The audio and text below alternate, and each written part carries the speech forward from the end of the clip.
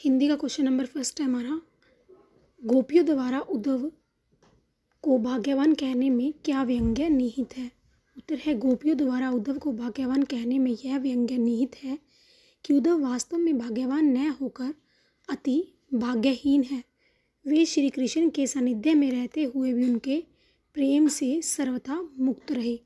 श्री कृष्ण के प्रति उनके हृदय में अनुराग उत्पन्न नहीं हुआ, अर्थात श्री कृष्ण के साथ कोई व्यक्ति एक क्षण भी व्यतीत कर ले तो वह कृष्णमय हो जाता है। वे प्रेम की सुखद अनुभूति से पूर्णतः अपरिचित हैं।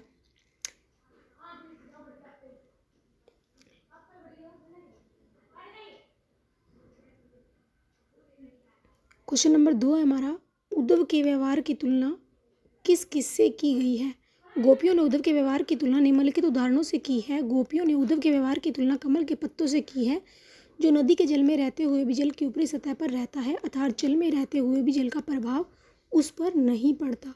उसी प्रकार श्री कृष्ण का सानिध्य पाकर भी उनका प्रभाव उद्धव पर नहीं पड़ता।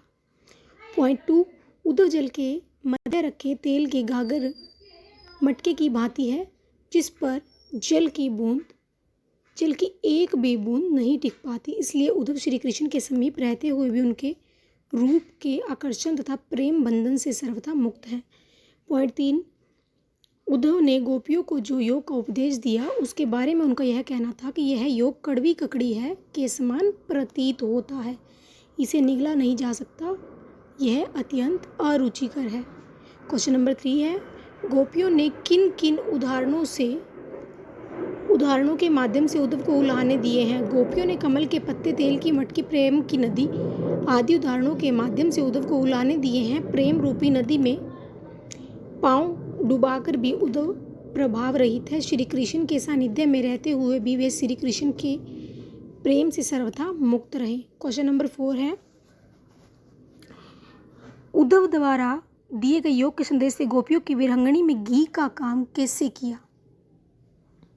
गोपियां कृष्ण के आगमन की आशा में दिन गिन रही थी। वे अपने तन मन की व्यथा चुपचाप सहती रहती थी।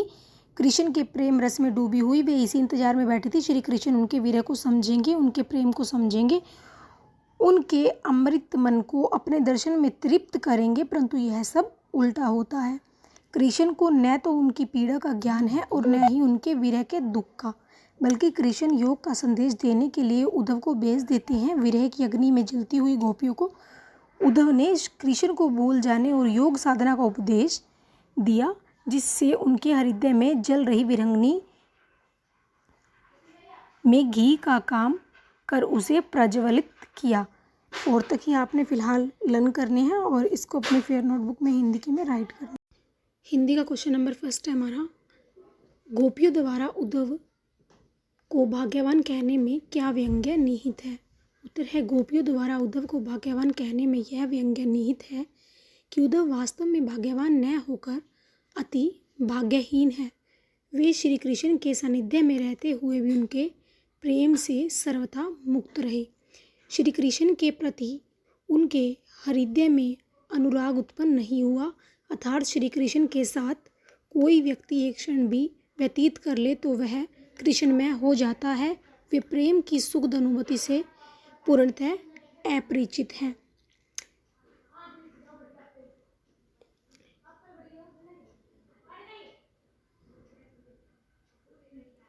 क्वेश्चन नंबर 2 है हमारा।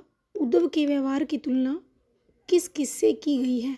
गोपियों ने उद्धव के व्यवहार की तुलना निम्नलिखित उदाहरणों से की है। गोपियों ने उद्धव के व्यवहार की तुलना कमल के पत्तों से की है, जो नदी के जल में रहते हुए भी जल की ऊपरी सतह पर रहता है, अर्थात जल में रहते हुए भी जल का प्रभाव उस पर नहीं पड़ता। उसी प्रकार श्री कृष्ण का सानिध्य पाकर भी उनका प्रभाव उद्धव पर नहीं पड़ता। पॉइंट 2, उद्धव जल के मध्य रखे तेल के गागर मटके की भांति है, जिस पर जल की एक भी बूंद नहीं टिक पाती। इसलिए उद्धव श्री कृष्ण के समीप रहते हुए भी उनके रूप के आकर्षण तथा प्रेम बंधन से सर्वथा मुक्त हैं। पॉइंट 3, उद्धव ने गोपियों को जो योग का उपदेश दिया उसके बारे में उनका यह कहना था कि यह योग कड़वी ककड़ी है के समान प्रतीत होता है, इसे निगला नहीं जा सकता, यह अत्यंत अरुचिकर है। क्वेश्चन नंबर 3 है, गोपियों ने किन किन उदाहरणों के माध्यम से उद्धव को उलाहने दिए हैं? गोपियों ने कमल के पत्ते, तेल की मटकी, प्रेम की नदी आदि उदाहरणों के माध्यम से उद्धव को उलाहने दिए हैं। प्रेम रूपी नदी में पांव डुबाकर भी उद्धव प्रभाव रहित है। श्री कृष्ण के सानिध्य में रहते हुए भी वे श्री कृष्ण के प्रेम से सर्वथा मुक्त रहे। क्वेश्चन नंबर 4 है, उद्धव द्वारा दिए गए योग के संदेश से गोपियों की विरंगनी में घी का काम कैसे किया? गोपियां कृष्ण के आगमन की आशा में दिन गिन रही थी। वे अपने तन मन की व्यथा चुपचाप सहती रहती थी। कृष्ण के प्रेम रस में डूबी हुई वे इसी इंतजार में बैठी थी। श्री कृष्ण उनके विरह को समझेंगे, उनके प्रेम को समझेंगे, उनके अमृत मन को अपने दर्शन में तृप्त करेंगे, परंतु यह सब उल्टा होता है। कृष्ण को न तो उनकी पीड़ा का ज्ञान है और न ही उनके विरह के दुख का, बल्कि कृष्ण योग का संदेश देने के लिए उद्धव को भेज देते हैं। विरह की अग्नि में जलती हुई गोपियों को उद्धव ने कृष्ण को भूल जाने और योग साधना का उपदेश दिया, जिससे उनके हृदय में जल रही विरंगनी में घी का काम कर उसे प्रज्वलित किया। 4 तक ही आपने फिलहाल लर्न करने हैं और इसको अपने फेयर नोटबुक में हिंदी की में राइट करना है।